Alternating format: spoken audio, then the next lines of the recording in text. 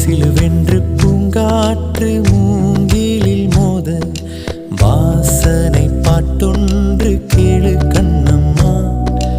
அலை அலையாக ஆனந்தம் தாளமும் போட பூங்குயிலாட்டத்தை பாரு கண்ணம்மா. மேல் கீழாக அருவியெல்லாம் இங்கு மனம் விட்டு சிரிப்பதின் சொல்லு கண்ணம்மா.